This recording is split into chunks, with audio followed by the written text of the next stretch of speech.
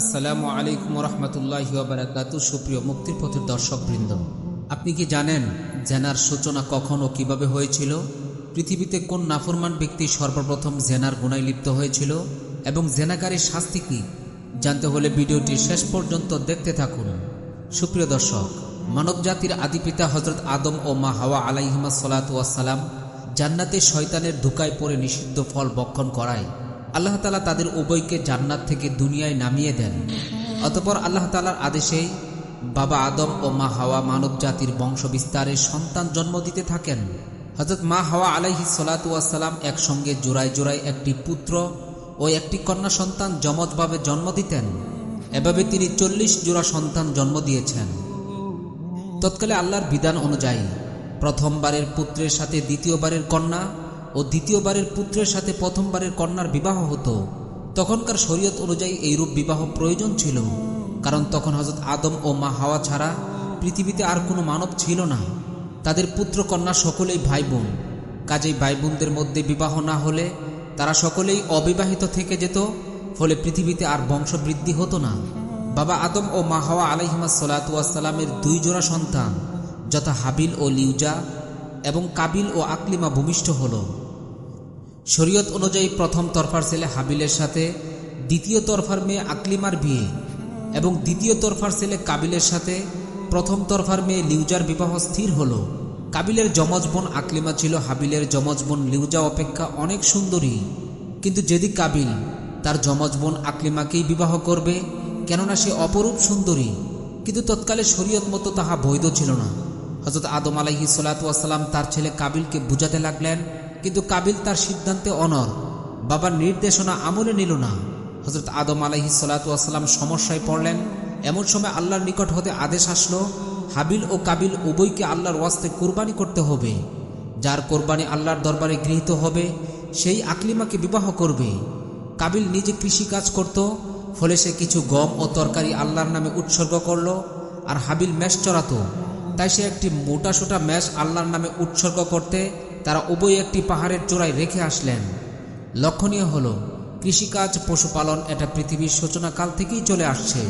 আল্লাহ তাআলা পৃথিবী আবাদ করতে প্রয়োজনীয় জ্ঞান নবীদের মাধ্যমে মানব জাতিকে শিখিয়েছেন, অথচ আমরা মানব জাতির কল্পনাপ্রসূত ভুল ইতিহাস পড়ে থাকি আদি মানুষ নাকি কোনো কৃষিকাজই জানত না, অথচ বাস্তব সত্য ইতিহাস তার বিপরীত।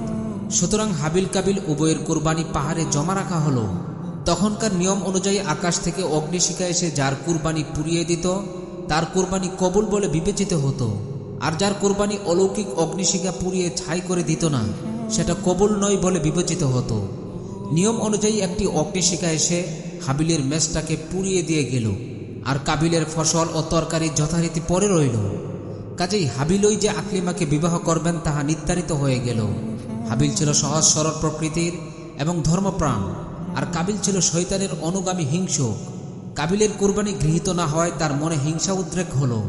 সে এতটাই উত্তেজিত হয়ে পড়ল যে ক্রোধের বশবর্তী হয়ে কাবিলকে হত্যা করার মনস্থ করল।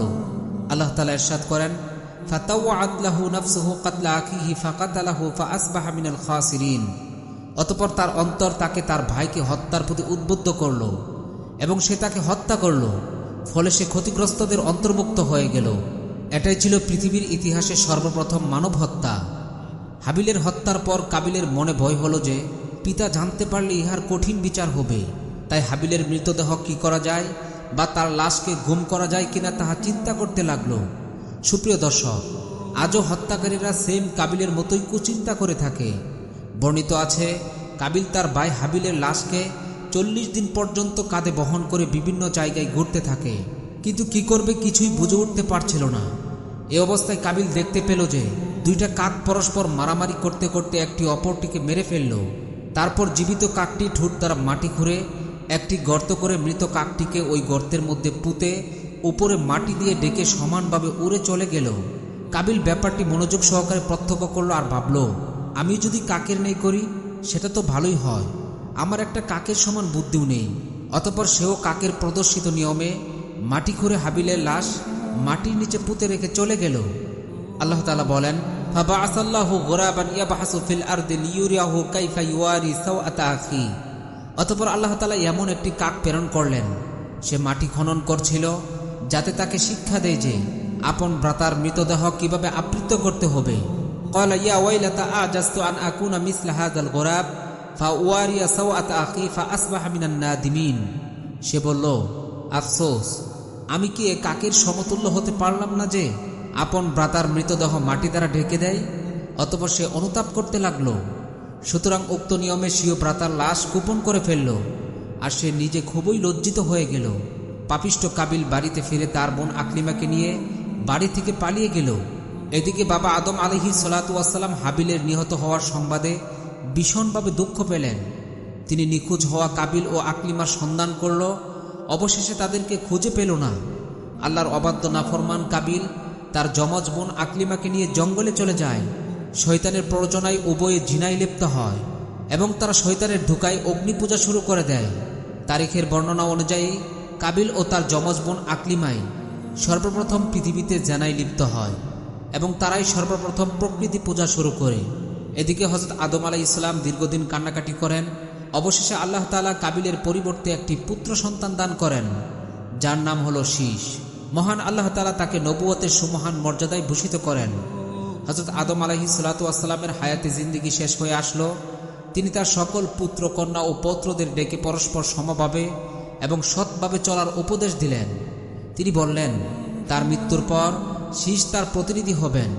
তার উপদেশ মতো চলার জন্য সকলকে পরামর্শ দিয়ে চিরবিদায় নিলেন। আদিপিতা হযরত আদম আলাইহিস সালাতু ওয়াস সালাম ইন্তেকালের পর হযরত শীষ আলাইহিস সালাতু ওয়াস সালাম তার প্রতিনিধি হলেন। সুপ্রিয় দর্শক, জেনাকারী ব্যক্তি যদি অবিবাহিত হয় তাহলে তাকে 100টি বেত্রাঘাত ও 1 বছরের দেশান্তর করতে হবে। আর যদি সে বিবাহিত হয় তাহলে তাকে রজম তথা পাথর মেরে হত্যা করতে হয়। আর অবশ্যই এ শাস্তি জনসম্মুখে প্রকাশ্যে কার্যকর করতে হবে। এটা হলো তার দুনিয়ার শাস্তি। আর পরকালে রয়েছে ভয়াবহ আযাব যদি সে তওবা না করে মৃত্যুবরণ করে। হে আল্লাহ, আপনি আমাদের সকলকে এ মহাপাপ থেকে হেফাজত করুন। আমিন।